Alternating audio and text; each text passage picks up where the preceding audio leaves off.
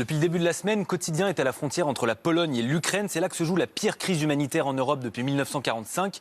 Asdin Ahmed Chaouch et Baptiste Bril sont sur place. Ce matin, ils ont pris la route du poste frontière de Medica. En chemin, ils sont passés devant cet immense centre commercial transformé depuis plusieurs jours en centre d'accueil pour les réfugiés. Une fois sur place, les Ukrainiens qui ont fui la guerre attendent d'être acheminés ailleurs en Europe. Ce bus, par exemple, part pour le Portugal. Світлана? Да, Світлана.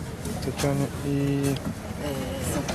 Тетяна і Володимир. Да, І троє. хата. Я вас не реєстрував, правда? Ні, на автобус ні, я тільки там на вході і на вихід. Cette mère de famille vient de déposer ses 3 enfants, mais elle ne partira pas avec eux. Ми маємо обороняти нашу Україну. У мене там мужчини, які готові воювати, і ми мусимо допомагати, чи можемо. Ми не маємо можливості їхати. Ну, хай діти будуть в спокої, а ми маємо працювати над миром.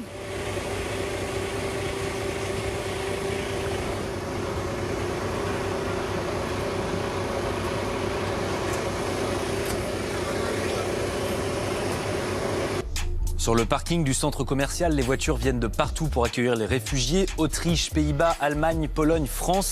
D'ailleurs, en tendant l'oreille, on a entendu parler français. Merci pour tout, hein, encore désolé, je vous l'envoie. Est-ce que vous avez WhatsApp? Clélia vient de Haute-Savoie. Avec son ONG, elle est présente ici depuis une dizaine de jours. Tous les jours, on fait venir entre 1 et 3 autocars qu'on emmène, on appelle toute la journée les municipalités et les préfectures françaises pour identifier les capacités d'accueil et de prise en charge. Justement, elle a un coup de fil à passer. Et j'aurais aimé discuter avec vous pour identifier un petit peu les capacités d'accueil et de prise en charge qui restent sur la commune de Bordeaux pour savoir s'il y aurait une possibilité pour nous de vous affréter un autocar d'une 50aine de personnes. En attendant la réponse de Bordeaux, Clélia organise le départ de 55 réfugiés dans ce bus qui ira dans la Creuse. Vous savez la ville, the city, you know? City, скажи подивись. I don't remember. La City. Oh, yeah. Слава Україні. Слава Україні. Віва Франція. Слава Україні. Dans le bus, on a rencontré Nathalie et sa fille Ira. Nathalie adore la langue française.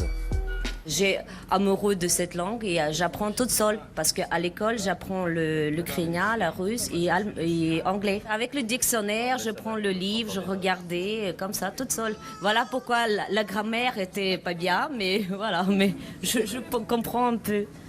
Nathalie a dû fuir son village bombardé par l'armée russe et pourtant... Vous gardez quand même le sourire là quand vous me répondez. Oui, parce que je vois beaucoup de choses, mais c'est la situation comme ça, c'est grave, mais je ne voulais pas dire oh voilà je pleure. Merci pour notre soldat à l'armée, merci pour la France, merci tous les pays qui aident et après ça donne le courage à nous et ça donne le chance que c'est quand même fini et que c'est Poutine est déjà mourir parce qu'il a donné beaucoup de bêtises à tous les pays. Ben, je me permets de vous dire bienvenue en France. Oui, d'accord. Merci beaucoup. Et bonne journée. Le trajet pour aller dans la Creuse, c'est plus de 2000 km. Les réfugiés devraient arriver vendredi, sans savoir quand ils pourront revenir.